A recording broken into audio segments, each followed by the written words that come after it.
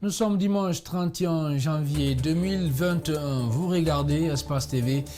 Pour vous informer, mesdames et messieurs, merci de votre fidélité. Bonsoir. Voici les titres de cette édition. À la une de l'actualité gouvernée autrement, Alpha Condé a dans une adresse à la nation ce samedi expliqué aux Guinéens le bien fondé de son slogan de campagne, la réconciliation, la réduction des inégalités, des actions en faveur des jeunes Guinéens sont entre autres les objectifs que se fixe le président guinéen pour les 6 prochaines années à la tête de la Guinée. Vous l'entendrez dès le début de cette édition. Et puis ce samedi a marqué le 5e anniversaire de la mort de l'homme politique guinéen Jean-Marie Doré. À cette occasion, militants, sympathisants de son parti UPG et bien d'autres personnalités du pays se sont retrouvés pour immortaliser le Premier ministre qui a finalisé, vous savez, la transition en 2010. Et c'est tout pour les titres. Bienvenue à tous. Encore une fois, merci de votre fidélité à Espace TV. Le chef de l'État s'est adressé, oui, à ses concitoyens ce week-end pour expliquer le sens de son slogan. Alpha Condé, dans sa volonté de gouverner autrement, a rappelé les grandes lignes du premier mandat de la 4e République, la réconciliation, la reconduction des inégalités, des actions en faveur des jeunes Guinéens et aux femmes ont donc ponctué son adresse à la nation. Djibril Ba revient sur quelques passages marquants de son discours. Je vous propose de le suivre. Le chef de l'État s'est évertué samedi à expliquer le sens de l'expression « gouverner autrement ». Peut-être incompris, Alpha Condé revient sur ce slogan qu'il a prononcé lors de son investiture en décembre dernier. Pour lui, gouverner autrement, c'est engager dès maintenant un train de réformes qui vont changer le quotidien des Guinéens en leur offrant une meilleure qualité de vie et plus d'opportunités de réussite. Le président de la République pense à l'administration qui doit se réformer pour mieux remplir sa mission de service public. Il pense également aux infrastructures, au transport, à l'aménagement de la ville, au cadre de vie notamment de la capitale. Aussi, l'importance qu'Alpha Condé accorde aux jeunes et aux femmes dans son discours est sans faille. C'est de leur apporter, précise-t-il, des réponses concrètes et innovantes à leurs attentes. Alpha Condé rajoute que le temps du laisser-aller et laisser-faire et de l'oisiveté dans le service public est révolu. Parlant ainsi, il fait allusion aux résultats et des services de qualité au moins des nouvelles technologies, de mettre chacun à la place qu'il mérite, de porter la qualité des régies financières et les grands services de l'État aux normes et standards internationaux pour une certification en bonne et due forme. Le chef de l'État ne s'est pas arrêté là. Selon lui, gouverner en démocratie est à notre époque de toutes les exigences. Son ambition est d'apporter aux Guinéens le bonheur, à la Guinée la prospérité et le renouveau démocratique. Pour cela, il exhorte l'adhésion de tous les Guinéens. Chacun, dit-il, doit privilégier l'intérêt général dans tout ce qu'il fait et entreprend. Gouverner autrement, selon le président de la République, c'est lutter contre la corruption, les malversations financières, les détournements des deniers publics, puis réformer des mécanismes de passation des marchés et contrats publics de l'État. Alpha Condé veut gouverner autrement en éliminant les distorsions dans l'économie, de veiller à l'égalité de chances entre les Guinéens. Dans son discours, il prévoit la mise en place d'un cadre de concertation impliquant tous les acteurs de la vie nationale afin que chacun s'approprie les réformes et les soutienne aussi pour en assurer l'acceptation et le succès. Voilà, merci donc à Djibril Ba pour ce décryptage. Je vous le disais au sommaire, le parti UPG a commémoré l'an 5 de la disparition du feu Jean-Marie Doré ce samedi. Militants, sympathisants et bien d'autres personnalités du pays ont rallié le siège de l'Union pour le progrès de la Guinée pour donc immortaliser le Premier ministre qui a finalisé, vous le savez, la transition en 2010 en Guinée. Mamadou Kalisso et Tierno Sadouba nous en disent plus. Des personnalités se sont succédées sur le podium pour témoigner sur le parcours socio-politique de feu Jean-Marie Doré. Des souvenirs marquants, de drôles anecdotes ont ponctué ces témoignages. C'était un homme capable, un homme intelligent, courageux, endurant. Il aimait sa population. Il avait l'admiration même pour ses adversaires. politique. Parce qu'il disait toujours l'adversaire a un talent que tu n'as pas. Ne le rejette pas, mais cherche à récupérer ce qu'il a de positif. Voilà la valeur d'un homme. Les leaders politiques, si bien entendu nous avons eu de vrais combattants dans un élan effectivement patriotique, Feu Jean-Marie Doré faisait partie. Il faisait partie, il l'a prouvé sous la Première République, il l'a prouvé sous la Deuxième République et même la tradition qu'il a pu gérer avec élan patriotique. Un des précurseurs du multipartisme et la libération des ondes en Guinée. Mais il n'a pas atteint tous les objectifs qu'il s'était fixés. Ce qui a manqué pour nous, c'est parce qu'il n'a pas atteint l'objectif qu'il cherchait, c'était d'être président de la République. Et c'est ce qui n'a pas marché, selon nous. Le géniteur du centrisme en Guinée, une ligne politique mal comprise par beaucoup d'observateurs. Ces membres fondateurs de l'Union pour le progrès de la Guinée promet néanmoins de pérenniser ces combats. Quand le pouvoir dévie, on a les mots nécessaires pour critiquer. Quand l'opposition aussi va dévier, il avait les mots clairs pour la mettre à sa place. Nous voulons continuer dans ce sens-là. Ces dernières années, l'UPG est secoué par une crise interne. Un congrès dit de consensus devrait être organisé en mars prochain pour aplanir les différends et relancer les activités du parti. Nous pensons que, humblement, que nous avons chuté. Vous savez ce que l'UPG est devenu et que le congrès va nous permettre de relancer nos activités. Donc cette invite est faite pour tous ceux qui se réclament de l'UPG et de la ligne directrice, c'est le congrès qui va décider de cette ligne directrice. Les personnes et les hommes et les femmes qui vont diriger l'UPG vont être mandatés par ce congrès-là pour une ligne de politique qui va être décidée. Faire de la jeunesse donc un moteur plutôt de développement dans la paix et la cohésion sociale, c'est le but d'un atelier d'échange donc tenu récemment à Pita, une préfecture considérée très conflictogène en Guinée. Au terme de la rencontre, il a été demandé aux différentes associations de jeunesse réunies autour du conseil local des jeunes CNJ d'être des acteurs de la paix dans la préfecture. Alpha Mamoudou Bari est notre correspondant régional. Suivez son reportage.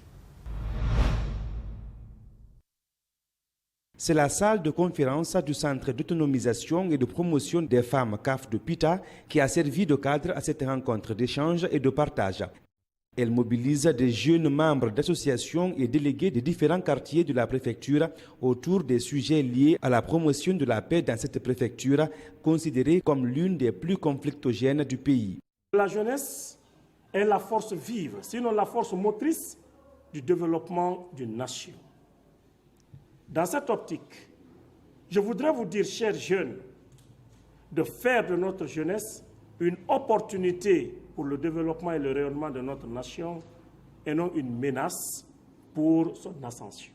Pour atteindre cet objectif, l'UNICEF se présente comme un partenaire privilégié de la jeunesse et accompagne celle-ci pour sa prise en charge dans le plan de développement local. Cette activité pour laquelle nous sommes là aujourd'hui s'inscrit dans le cadre d'un projet que nous appelons projet PBF, qui vise à faire de la jeunesse aussi des moteurs de développement, mais au-delà des pacificateurs. Vous savez, la préfecture de Pita a été citée dans les préfectures conflictogènes de la République, raison pour laquelle l'espoir est venu de créer le comité local des jeunes de Pita.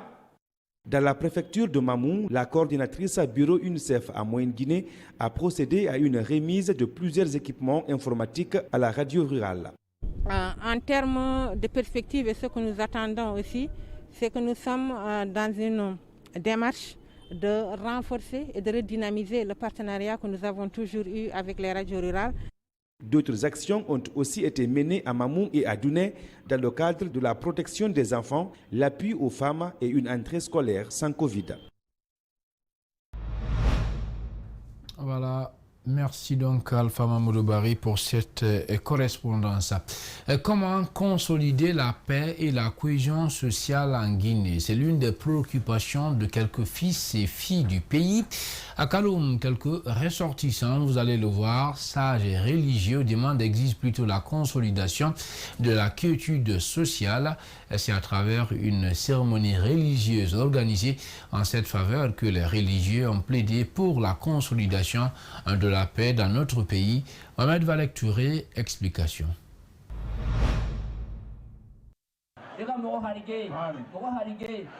Des religieux de Kaloum, soucieux de l'avenir du pays, se sont donné rendez-vous pour des prières et bénédictions pour l'instauration de la stabilité, la paix et la cohésion sociale en Guinée. Nous sommes au-dessus de la politique. Avant d'être les partisans, nous sommes famille, c'est la famille d'abord, avant la politique. Nous sommes frères et sœurs avant d'être des partisans ou militants.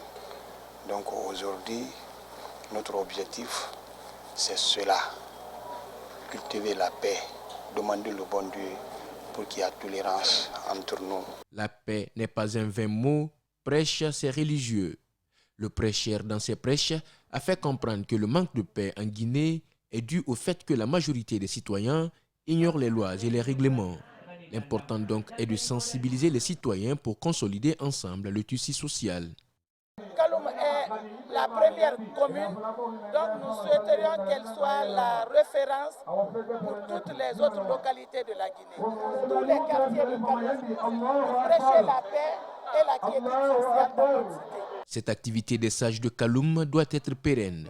Tous rêvent d'une Guinée unie et prospère, sans haine et sans violence.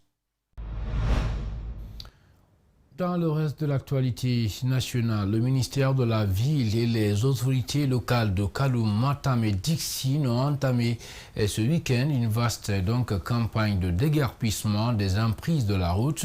Kiosques, baraques, cafés ont été démolis. L'objectif de cette opération est de réduire les embouteillages, en tout cas selon les explications du gouvernement guinéen, et surtout faciliter la circulation des personnes et leurs biens. L'initiative devrait se poursuivre dans les autres communes de Conakry. Routes principales, secondaires et même tertiaires sont concernées par ce déguerpissement. Alseni Bari et Mohamed Alouseni Kamara ont suivi cette opération. Le ministère de la Ville, dans ses œuvres, baraques, conteneurs, kiosques de loterie, de téléphonie et de banque, tout est détruit. Il faut libérer les artères publiques pour réduire les embouteillages. Les autorités locales et le ministère de la Ville avaient averti les citoyens pour le déguerpissement. Certains n'y croyaient pas. C'est en présence des bulldozers qu'ils tentent de sauver leurs biens. Et je tiens à préciser, ce sont les rues primaires, les rues secondaires et même les rues tertiaires. Il n'est pas question de dire que nous allons travailler seulement sur les grandes voies pour laisser les autres. Non, nous travaillons sur l'ensemble des voies de la ville. Kaloum va faire peau neuve. Les débris sont transportés dans les camions. Mathurin Bangoura promet d'occuper ces espaces déguerpis en mettant des pavés, des espaces verts, aussi des lieux de stationnement pour véhicules. Tout ce qu'on est en train aujourd'hui de dégager, les travaux vont commencer à partir de demain. Et les pavés qui vont être faits, c'est pourquoi ça permettra, vous voyez l'espace là, au lieu que les gens ne garent les véhicules n'importe où, on va aménager comme on l'avait fait à la place Saint-Martin. Les gens viennent garer, la commune va profiter. Quand vous garez le véhicule qui est en sécurité, on vous fait payer 5 000 francs guinéens par jour, ça permettra quand même aux gens d'avancer. À Dixine, le maire s'est évertué à la tâche, la sensibilisation sur l'action. Nous allons demander à l'ensemble des populations ciblées par ce déguerpissement, c'est-à-dire qui ont reçu les croix devant leur lieu, d'accepter, libérer les lieux, c'est dans l'intérêt de la population. Libérer les lieux sans la violence. Nous ne voulons violenter personne. L'initiative est appréciée par certains citoyens, mais nombreux sont ceux qui ont perdu des biens. Ici à Kaloum, j'ai 11 kiosques. J'ai déposé 11 kiosques. Comme vous le constatez, il y avait un kiosque ici. Le matin, soudainement, ils sont venus, ils ont démoli tout. Je n'ai pu arracher que 2 kiosques au niveau du port autonome. Cette campagne de déguerpissement va durer 3 semaines. Elle concerne dans un premier temps les communes de Kaloum, Matam et Dixine. Matoto et Ratoma vont suivre. Pour le moment, aucune concession n'est concernée. Voilà une opération donc de déguerpissement qui va se poursuivre dans les autres communes de la capitale. Le contenu de la direction régionale, c'est aussi dans l'actualité. Des archives de Conakry part en fumée. Des documents d'état civil vieilles, tenez-vous bien, de 120 ans ont été consumés. L'incendie s'est déclenché dans une menuiserie avant d'atteindre la salle d'archives. Les conséquences, vous-même vous allez le constater, sont énormes. Pour l'heure, les circonstances de l'incendie ne sont pas élucidées. Et toutefois, les sinistrés parlent d'un court-circuit. Ali Badra Kamara et Alseni Chibari et Mohamed Aluseni Kamara nous signent ce reportage. L'incendie s'est déclaré à 4 h du matin dans cet atelier de bois du gouvernorat de la ville de Conakry. Le feu a tout consumé. Nous avons perdu 7 machines, toutes opérationnelles, et des outils portables. Tout est consumé. Les dégâts de l'incendie ne se sont pas limités là. La salle des archives de Conakry a été atteinte. Des documents qui datent de 1901 à 2021. Tout est transformé en cendres. Les conséquences sont énormes dans la mesure où les archives régionales, c'est la mémoire régionale, c'est la mémoire, je vais même dire nationale, parce que les archives datent de 1901 à 2021. Le gouvernement guinéen avait entrepris la biométrisation des documents d'état civil. Juste là, l'initiative tarde à se concrétiser. Nous étions dans ces perspectives. On a lancé les activités de réforme et de la modernisation de l'état civil au niveau de la ville de Conakry depuis 2019. Maintenant, en 2020, ces travaux-là ont démarré. Mais les archives, au niveau des archives, on avait acquis un peu de retard. Des extraits de naissance, des actes de mariage et des certificats de décès n'ont aucune source documentaire dans cette salle d'archives. Ce responsable régional d'appui aux collectivités appelle à l'action de l'État pour reconstituer les documents par le biais des services publics, notamment les mairies, la justice et le ministère du Plan. Et puis la commune rurale de Kamsar a procédé ce mercredi à la distribution de 2780 plutôt de matériel aux enfants, dont 120 orphelins de l'ONG Moumako, tenant lieu d'acte de naissance. Cette initiative de l'UNICEF vise à aider les enfants commis des communes rurales de Sangaridi et Kamsar. Je vous propose de suivre ce reportage. Cette distribution de 2780 gisements supplétifs tenant lieu d'actes de naissance des enfants orphelins des communes rurales de Kamsar et Sangaridi est une initiative de l'état civil qui vise à aider les enfants vulnérables de l'ONG Nomako, dont 90 à Kamsar et 30 de Sangaridi. Quand un enfant n'a pas son acte de naissance, il n'est pas compté parmi les Guinéens. Nous ne pouvons pas le considérer comme un Guinéen. Les parents, par négligence ou par ignorance, certains parents, bien sûr, ont fait perdre à leur enfant ses droits, qui est le premier droit. Le service d'état civil, c'est le premier service public de l'État.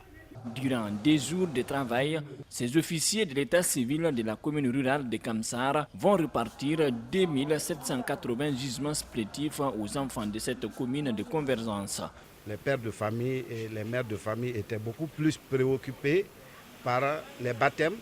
Quand l'enfant naît, ils sont plus préoccupés par les baptêmes que l'enregistrement de la naissance. Nous avons installé l'état civil au sein de l'hôpital pour que chaque enfant qui naît sort avec un acte de naissance. Dans le centre culturel et dans les districts de Kassongoni et Misra, dans la sous-préfecture de Kamsar. L'enregistrement des naissances, c'est vraiment le premier droit de l'enfant, puisque le droit de l'enfant, c'est d'avoir une filiation, d'avoir une nationalité et d'être reconnu par l'État où il est né. Donc l'acte de naissance, ça confirme ce premier droit. Et en Guinée, malheureusement, il y a encore beaucoup d'enfants qui ne sont pas enregistrés à la naissance. Après 5 jours de sensibilisation des communautés des 14 districts de Kamsar, cette démarche va permettre à ces enfants d'avoir la nationalité guinéenne, mais aussi faciliter leur inscription à l'école, voyage, mariage et dans la recherche d'emploi. Mes impressions sont les suivantes.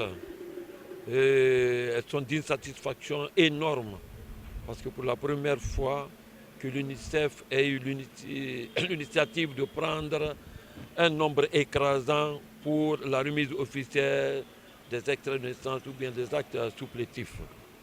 C'est des sentiments de fierté qui m'animent ce matin. Dernier virage de cette édition, la 5e promotion des infirmiers et sages-femmes de l'IFPG est enfin prête pour le marché de l'emploi. Les apprenants au nombre de 60 ont reçu ce dimanche leur diplôme. Ce moment marque le couronnement de 3 années d'apprentissage avec la grande satisfaction et de confiance des encadreurs. C'est un public reportage signé Alseni Tamora, Abdoulaye Kamara. L'Institut de formation de personnel paramédical de Guinée en fête. Les étudiants de sa 5e promotion reçoivent leur diplôme.